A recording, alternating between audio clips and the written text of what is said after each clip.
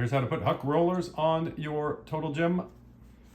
And the Huck roller, if we look at it up close to see what you get, it is a 608Z bearing, 2 of them, and on a one-piece roller that's flat instead of rounded like the original one, so you've got more surface area on the rail while you're using it. It should last longer. And they're made in the US of A. So it's real simple to take the rollers off. There's a skinny little nut head over here that you want to be careful not to damage, and then over here there's a lock nut.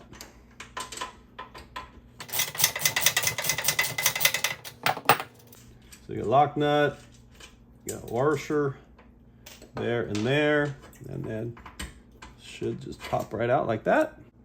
Taiwan 608Z.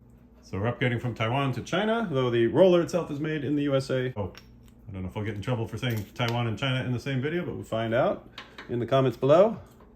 Hashtag clickbait. So the little wide part of it goes up against the rail like that. Your washer goes on, your lock nut goes on. Reverse your torque wrench. He didn't give us torque specs on this, so I'm just going to put it on good and tight. The original one wasn't really very tight. That feels good. And it still rolls.